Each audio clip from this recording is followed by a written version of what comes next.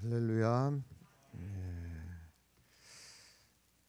옛날 임금님이 어디를 행차를 하시거나 또는 큰 행사가 또 시작이 될 때에 트럼펫 같은 금관악기로다가 빰빠라밤 하고서는 이제 나팔이 불리죠. 이것을 이제 팡파레라고 하는데, 이 팡파레가 쫙 울려 퍼질 때는 이제 사람들이 집중을 하게 되는 겁니다. 그래서 중요한 인물이 등장하나 보다, 아니면 뭔가 큰 구경거리가 이제 생기나 보다 하고 사람들이 집중을 하게 됩니다. 지금 누가복음 이 3장의 이 말씀은 마치 누가복음의 팡파레에 해당된다고 할 수가 있습니다. 1장, 2장에는 예수님의 탄생 이야기, 그리고 예수님의 어릴 적 이야기가 나오고, 그 다음에 이제 3장부터는 예수님의 공적인 그 공생애가 시작이 되기에 앞서서 그 팡파레를 부는 사람이 누구냐면 세례 요한을 통해서, 자, 이제 중요한 순간이 됐고 중요한 분이 등장하신다 하는 것을 이제 나팔 소리처럼 세례 요한이 역사에 등장을 해서 빰빠라밤 하고서는 나팔을 지금 불어서 사람들에게 중요하다, 지금 이거 귀를 기울여야 된다 하는 얘기를 시작을 하고 있습니다. 1절 2절 말씀을 우리 같이 읽으시고 또 보겠습니다. 함께 읽습니다. 디베리오 황제가 통치한 지 15해 곧 본디오 빌라도가 유대의 총독으로, 헤롯이 갈릴리의 분봉왕으로, 그 동생 빌립이 이두레와 드라고니 지방의 분봉왕으로, 루사니아가 아빌레네의 분봉왕으로, 안나스와 가야바가 대제사장으로 있을 때에 하나님의 말씀이 빈들에서 사가랴의 아들 요한에게 임한지라 그랬습니다. 지금 요한이 이렇게 나팔을 역사를 향해서 불 때에 그 배경이 되어 있던 사람들이 지금 등장하죠. 디베리오 가이사, 그 다음에 유대 총독이었던 본디오 빌라도, 그 다음에 주변 지역의 분봉 왕들 헤롯, 빌립, 루사니아, 이런 사람들 이름이, 우리는 이렇게 한번 슬쩍 말하고 지나가지만 당대에는 그 이름조차 부를 수 없었던 아주 막강한 권력에 대단했던 사람들입니다. 그런가 하면 전임 대제사장, 현직 대제사장 안나스, 가야바, 그야말로 당대 세계를 주름잡던 로마 황제를 비롯해서 그 휘하의 총독들, 그리고 로마 제국 아래에서 각 지역의 자치적인 분봉왕으로 있었던 사람들, 또 대제사장의 자리를 차지하고 백성들 위해 종교적으로 군림하고 있었던 대제사장들, 이런 사람들이 쫙 있었는데 세례 요한의 그 집중은 이들이 주인공이 아니다.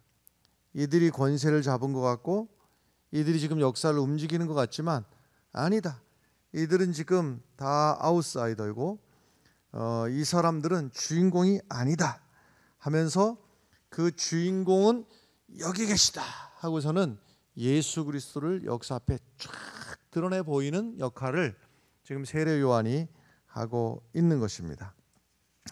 그 세례 요한의 말씀을 우리가 받으면서 이 성탄절을 맞이하면서 우리는 세례 요한이 그 소개하는 그 예수님을 준비를 이렇게 하라 하는 말씀을 세례 요한이 하고 있는데, 우리도 성탄절을 맞이하면서 예수 그리스도를 어떻게 맞이해야 될 것인가 말씀 가운데 우리에게 주시는 말씀으로 받으시면 유익하리라 믿습니다.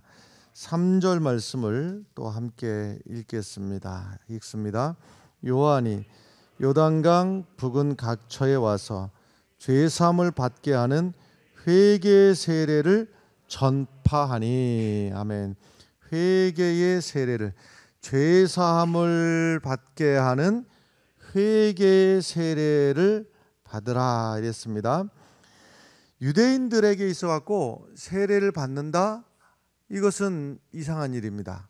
왜 그런가 하면 본래 세례라고 하는 것은 이방인들이 나도 당신들이 믿는 하나님을 나도 믿겠습니다 하면 그 믿음이 진실된지를 재차 3차 확인을 해서, 그래서 그 이방인으로 하여금 이제 이 신앙 공동체 안으로 들어오도록 할 수 있도록 하기 위해서 세례를 베푸는 것이니, 유대인들은 나면서부터 유대인으로 태어나서 유대인으로 할례를 받았고 또 유대인으로 자라고 유대인으로 이제 살아가고 있으니 이 세례가 우리와 무슨 상관이 있겠는가, 이렇게 생각을 했던 것이죠.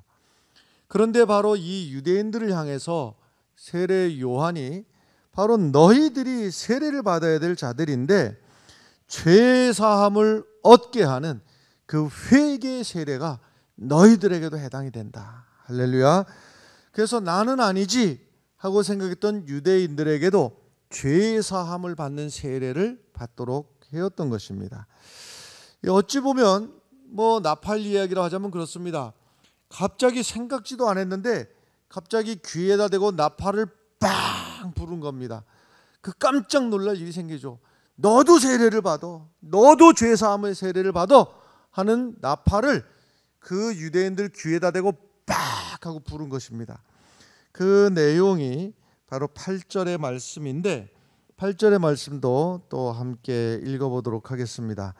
그러므로 회개에 합당한 열매를 맺고 속으로 아브라함이 우리 조상이라 말하지 말라. 내가 너희에게 이르노니 하나님의 능히 이 돌들로도 아브라함의 자손이 되게 하시리라. 아멘. 이 아브라함의 자손이라고 하는 것은 유대인들에게 있어서는 마치 구원의 보증수표 같은 것이었어요. 그러니까 심판을 받는다고 하는 것은 저 이방인들, 우리와 상관이 없는 저 이방인들은 무조건 심판을 받는 것이고, 그 하나님이 선택하셔서 믿음의 조상으로 삼아 주셨던 그 아브라함의 혈통적인 후손인 우리는 당연히 자동적으로 구원을 받고 당연히 천국 가고 당연히 우리는 이 심판하고는 아무 상관없는 우리는 그런 존재들이다 하는 잘못된 선택 개념을 가지고 있었습니다.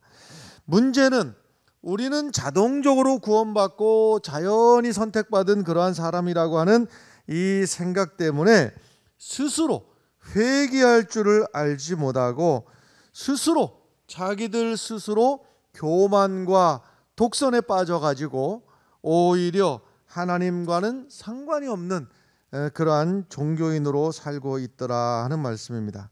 그래서 유대인들의 이 방심한 유대인들에게 세례 요한이 바로 죄 사함을 받는 세례를 너희들도 받아야 된다 하는 말씀을 하시는 겁니다.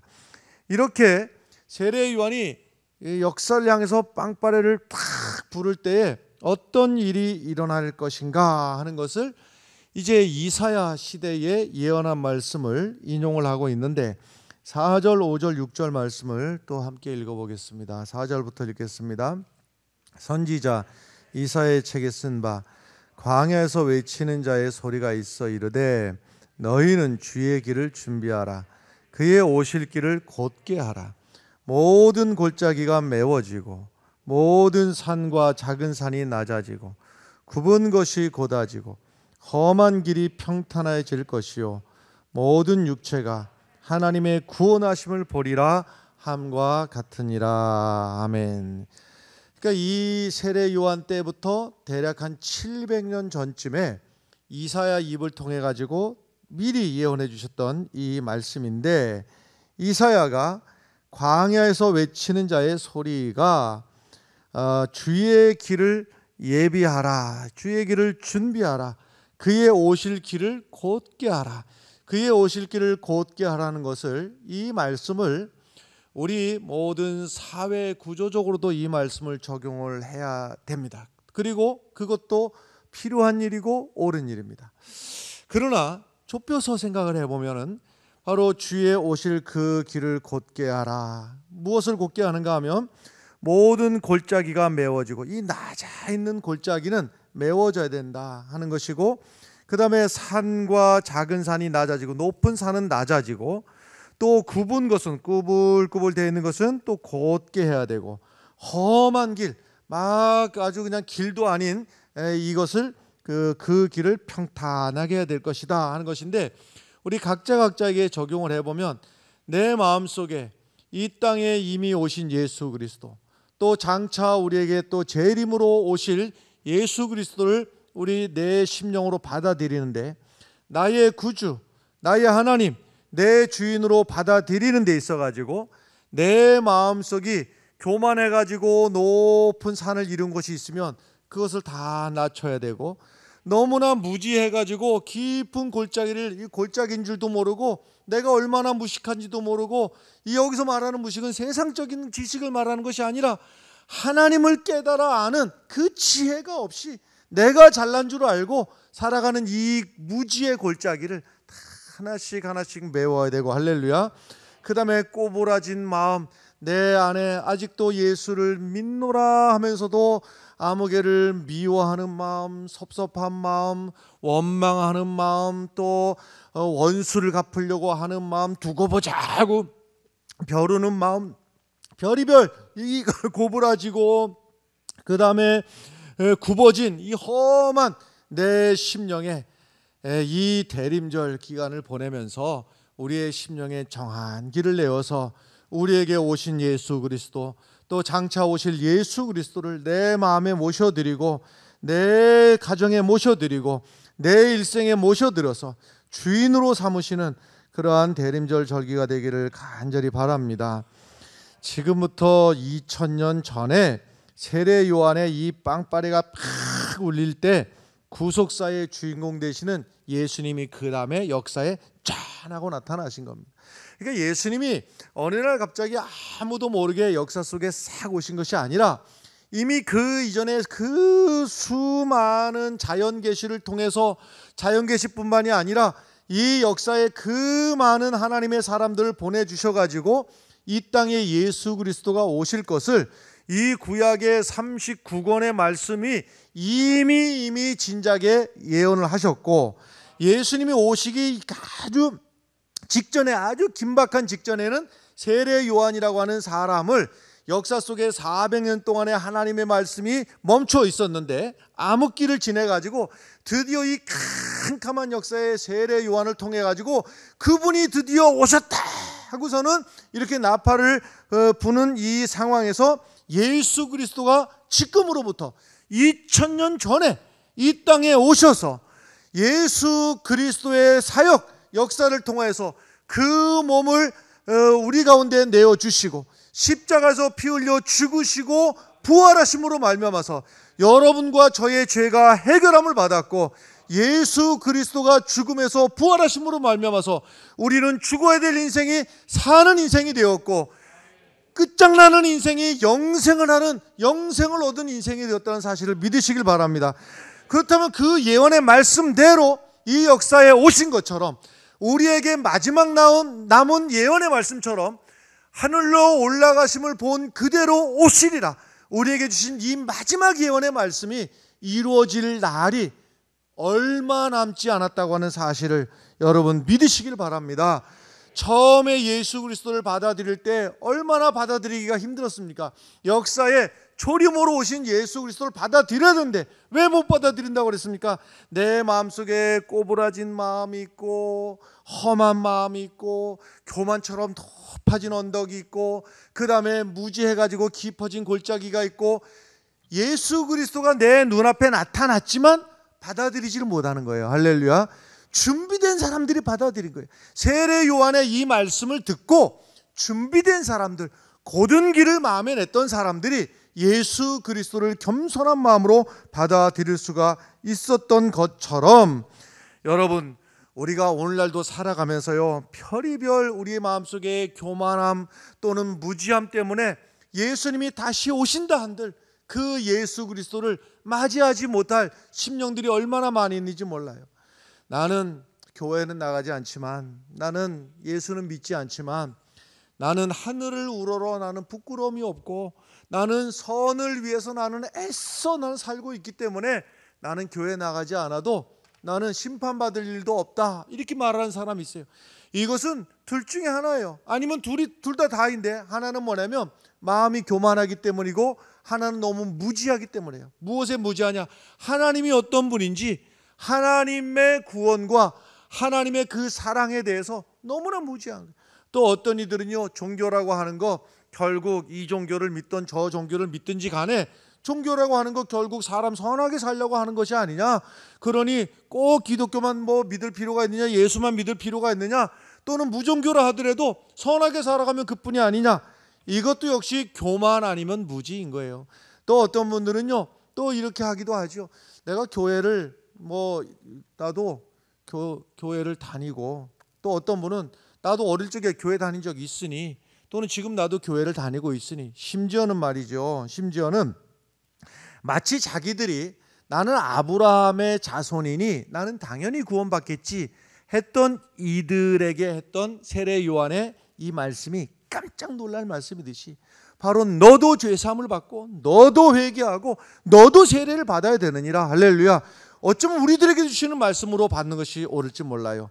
내가 그래도 목사인데 당연히 구원받겠지, 이거는 착각 중에 착각인 겁니다. 목사라고 해서 구원받는 것이 아니라 장로일지라도 권사일지라도 또 안수 집사나 또 집사님일지라도 우리가 하나님 앞에 내가 직분으로 구원받는 것이 아니요, 내 마음속에 교만함을 깨트려야 되고, 내 마음속에 무지를 깨달아야 되고, 내 마음속에 정한 마음을 가지고 예수 그리스도를 내 마음속에 받아들이는 고든 길을, 정한 길을 내서 예수 그리스도를 받아들이는 것이, 이 겸손한 마음 주님께서 받으시고 그에게 주님께서 임하실 때에 마음속에 주여 나는 죄인이로소이다. 할렐루야.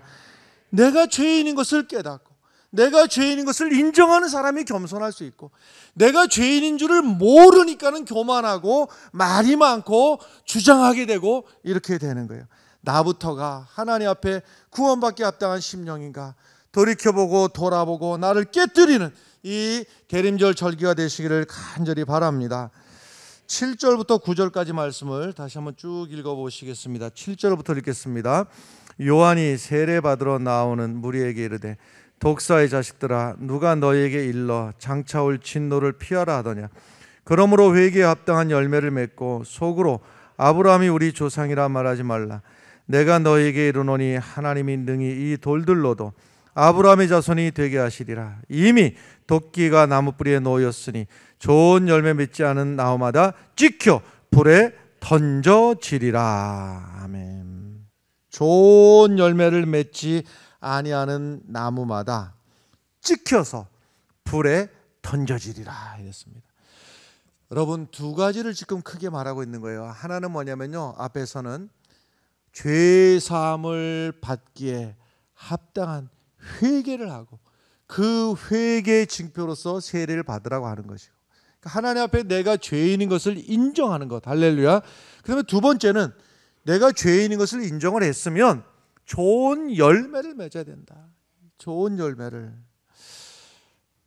당시에 이 기록을 보면 세례 요한이 이 세례 운동을 펼칠 때에 모두는 아니더라도 상당수는 바리새인 중에서도 나와서 세례를 받고, 그러니까 회개를 한 것이죠. 회개를 하고, 그 다음에 사두개인들 중에서도 나와서 세례를 받았습니다.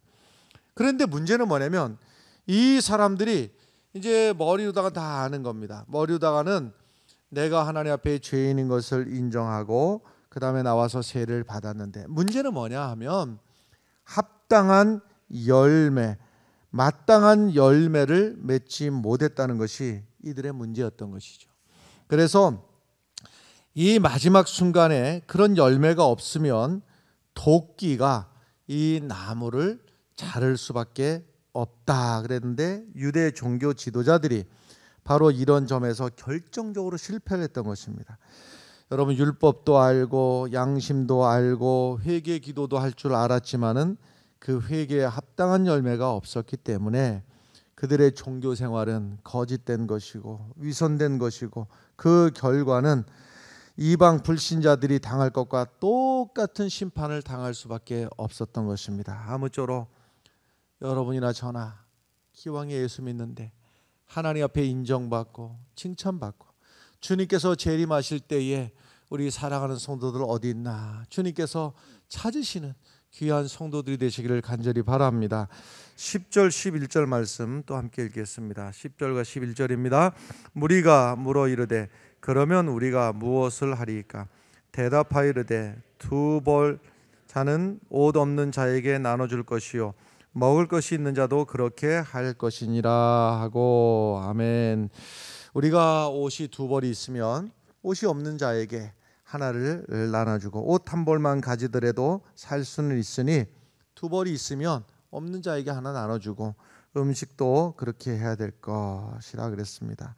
그래서 우리 성도들 사이에서 먼저 남을 대접할 줄 알게 되고 구제에 힘쓰게 되고 내가 먼저 받아서 풍족하게 된 이 복음을 다른 사람에게 나눠주기 위해서 천도의 열심을 다하고 내게 주신 물질을 아직도 예수 그리스도를 모르는 불쌍한 영혼들을 위해서 그들을 구원하는 선교를 위해서 주님 앞에 귀하게 바치는 것, 이것이 진짜로 회개한 성도들의 삶에 따라오는 열매입니다. 할렐루야. 다른 이에게 이렇게 나눠준다고 하는 것이요, 이것이 그에게 어떤 수혜를 베풀어 주는 것이기도 하지만 그것보다 사실은 먼저 축복받는 것은 바로 그 자신입니다. 왜냐하면 내 마음속에 높아지고 또 깊은 골짜기, 그 다음에 구부러진 마음을 나의 그 행위를 통해서 정결케 하기 때문에 그렇습니다. 저는 이런 말씀 나눌 때마다 사실은 부끄러운 생각이 매번 떠오르는 장면이 있습니다. 어떤 장면인가 하면요, 제가 한신대학 1학년 다닐 때에 그때 제 옆에 무척 가난한 신학생이 하나 있었는데 지금은 그분이 이제 어느덧 목회하시던 중에 이제 금식하고 다시 또 드시고 이것을 반복하던 중에 어디 체중 조절이 잘 안 돼가지고 지금은 한 120kg 정도 되는데 그 당시에는 키도 저랑 비슷한 분인데 50kg이 안 되는, 아주 보면 불쌍한, 이 봐도 참 불쌍하다 싶은 생각이 들었어요. 날마다 허리를 구부리고 다니고, 왜 허리를 이렇게 구부리고 다니냐 했더니 배가 고파서 그런다고. 그때 실제로 배가 고파서 그랬습니다. 저한테 늘 저 얼굴 만나면 제일 처음에 뭐 안녕하시냐, 뭐 굿모닝 하기도 전에 손 내밀고 1,000원만 주라고. 근데 제가 늘 1,000원 줬어요. 1,000원 주면은요 500원 가지고 학교 끝나고 집에 가고 버스비, 그다음에 다음 날 남은 500원 갖고 또 학교 오는 겁니다. 그래서 저를 보면은 또 1,000원만 달라고. 제가 또 1,000원 주고 이렇게 지내는데 어느 날 보니까 이렇게 이제 학기 말에 날씨가 이렇게 아주 추워지는데 저는 그 파카라고 그러나요? 이 두툼한 오리 털옷 있잖아요. 그게 두 개가 있었는데 하나는 몇 년 된 빨간색, 그때 빨간색이 그렇게 좋아 보였어요. 그래서 빨간색 옷을 갖다가 빨간색 파카를 이 몇 년을 입고 다닌 거예요. 한 2년인지 3년인지를 그거를 두툼한 빨간색 그 옷을 입고 다니다가 이 빨간색을 또 몇 년 입으니까요, 이게 이제 또 그만 입고 싶어가지고서는 그걸 두고 이제 이번에는 반대로다 파란색, 그것도 아주 반짝반짝 펄까지 들어가는 파란색 옷 하나 딱 입고, 그래가지고 이틀은 파란색 옷을 입고 가고 학교 갈 때, 하루는 빨간색 옷을 입고 가고 이렇게 하는데 어느 날 문득 제가 깨달았어요. 깨달은 게 뭐냐면 그 불쌍한 신학생, 그 잠바가 언제 입는 옷인지 모르겠는데 그 말하자면 여름에도 잠바를 입는가 모르겠습니다만은 여름 옷 같아요. 한 겹짜리, 한 겹으로 돼 있는 옷 있잖아요.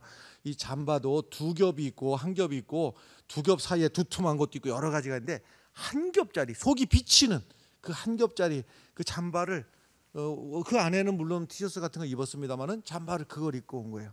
그걸 입고 와갖고서는 다 추워 보이는 거예요. 내가 볼 때도 너무 추워 보이는 거예요.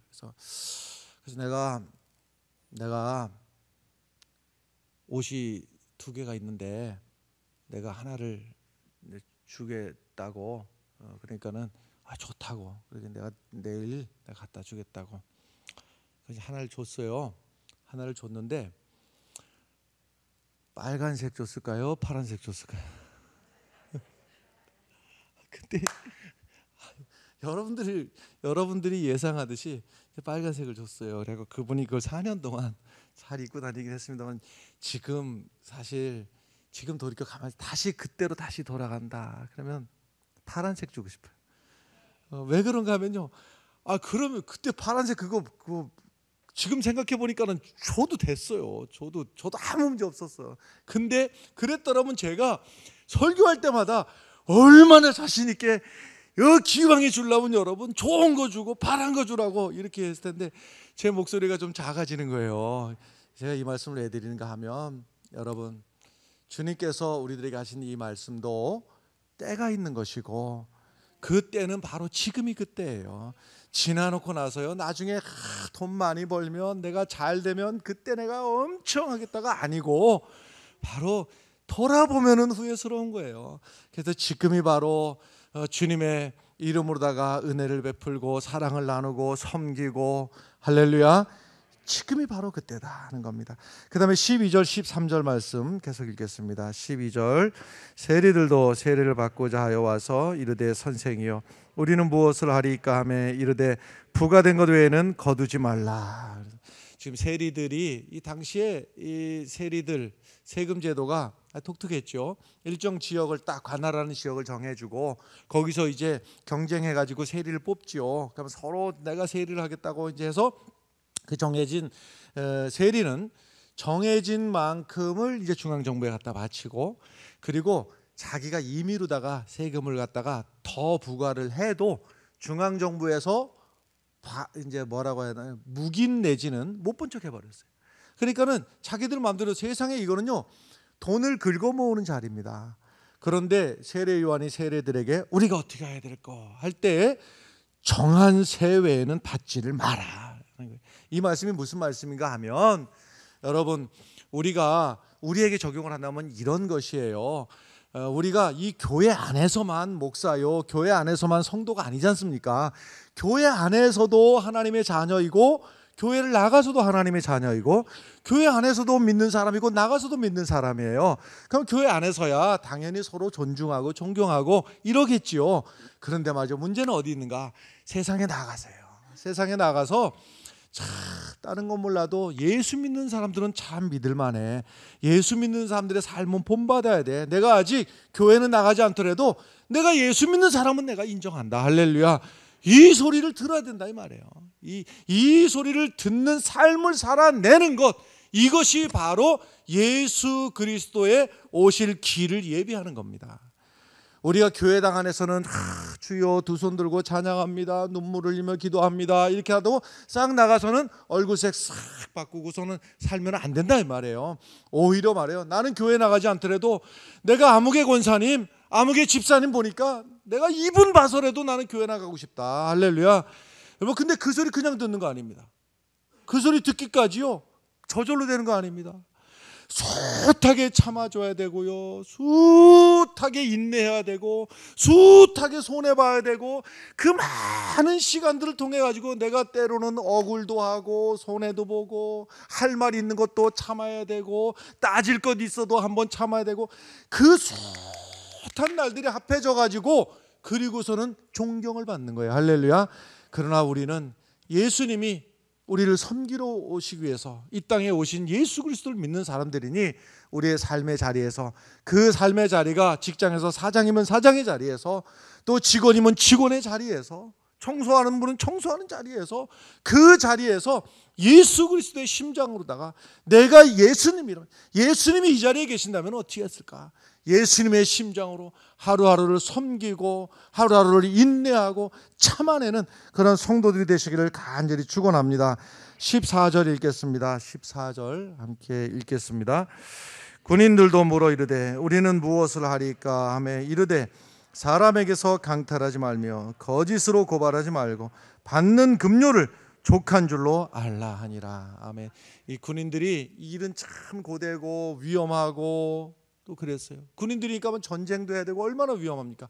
그런데 급료는 작았습니다. 그러다 보니까는요 참 너무나 힘든 거예요.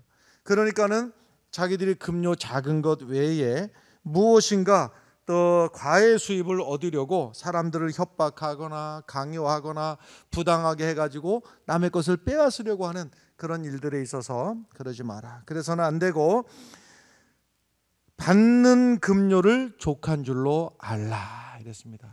부족하지만 어렵지만은 이미 내게 주신 가정, 내게 주신 또 직장, 내게 주신 일용할 양식을 하나님 앞에 감사할 줄 알고 사는 것, 이 마음이 예수 그리스도를 모셔드리는 평탄한 마음이라 하는 것입니다. 다시 말씀드리지만은 우리가 뭐 직장을 새로 구해야 되고 우리가 다른 어떤 곳으로가 아니라 지금 내 삶의 자리에서 예수 그리스도가 내 가정에 내 심령에 오시기를 우리가 바라는 그 마음으로 회개하는 마음, 그리고 또 합당한 열매를 이루며 살아가는 그 성도들이 되었을 때 예수님이 그곳에 임하실 줄로 믿습니다. 예수님께서 다 힌트를 너무 많이 주셨잖아요. 너희가 여기 내 형제 중에 지극히 작은 자 하나에게 한 것이 곧 내게 한 것이니라 하시고서는 내가 줄일 때 먹을 것을 주었고 내가 목마를 때 마시게 하고 내가 나가는 되었을 때 나를 영접하고 내가 헐벗었을 때 옷을 주었고 병들었을 때 돌보았고 내가 옥에 갇혔을 때 와서 보았느니라 그랬습니다. 여러분, 내 이웃들을 예수님을 섬기는 심정으로다가 섬겨가면 주님께서 하나하나를 다 기억하시고 곧 그것이 나에게 한 것이니라. 2000년 전에도 예수님이 약속하신 대로 이 땅에 오셨습니다. 그때 그 약속을 지키신 예수님께서는 이제 구름 타고 다시 오시리라 하는 이 마지막 약속도 우리에게 지켜주실 것입니다. 그 예수 그리스도를 맞이하기에 부끄럽지 않고 우리가 예수 그리스도를 맞이하기에 우리가 주저하지 않는 그런 성도들 되시기를 주의 이름으로 간절히 축원합니다. 기도하겠습니다.